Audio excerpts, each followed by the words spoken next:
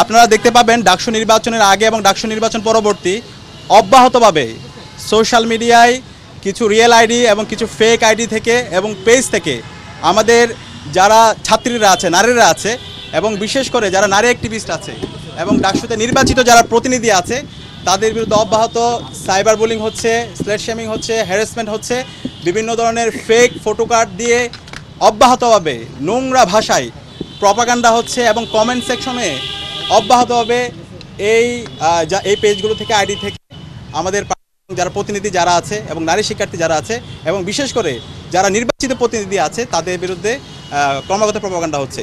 তো আজকে আমরা সাইবার সাপোর্ট ইউনিটে লিখিতভাবে যে সমস্ত পেজগুলো থেকে এবং আইডিগুলো থেকে এই প্রপাগান্ডাগুলো হচ্ছে সেগুলো আমরা লিখিতভাবে দিয়েছি, প্রত্যেকটা লিঙ্ক দিয়েছি। এক্ষেত্রে আমি নামগুলো একটু আপনাদের সামনে আমরা নামগুলো একটু বলছি। একটা হচ্ছে ডাকসু কণ্ঠস্বর, এরপর হচ্ছে আমার ডাকসু, দ্য ন্যাশনালিস্ট ডেটা, বঙ্গগ্রাফ, রৌমারি, কাঠের কেল্লা, এরপর হচ্ছে ডিও ইনসাইডার নামে একটা পেজ আছে যেটা আগের নাম ছিল এক্সপোজ ভয়েস, এর আগে ছিল জিয়া পলিটিক্যাল ইনফরমেশন হাব, বিভিন্ন সময় নাম চেঞ্জ হয়েছে। এরপর হচ্ছে আর কি বট জিপিটি, এভাবে আরও অনেকগুলো। এরপর হচ্ছে অনেকগুলো রিয়েল আইডি যেগুলো থেকে অব্যাহতভাবে প্রপাগান্ডা হচ্ছে। এনামুল হক শান্ত, তার ভেরিফাইড আইডি আছে, আশিকুর রহমান, সাইফ আল মাহমুদ।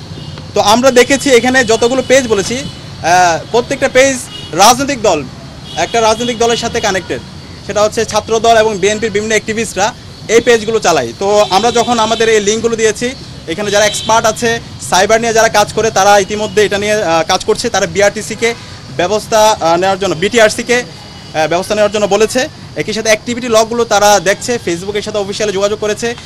যে পেজগুলোর কথা বলেছে এগুলো অ্যাডমিন ইতিমধ্যে তারা বের করতে পেরেছে এবং খুব দ্রুতই এই অ্যাডমিনদের বিরুদ্ধে যারা এই স্লেট শেমিং, সাইবার বুলিং এবং হ্যারাসমেন্টের সাথে জড়িত আছে তাদের বিরুদ্ধে তারা ব্যবস্থা নেওয়ার ব্যাপারে তারা আশ্বস্ত করেছেন আমাদেরকে।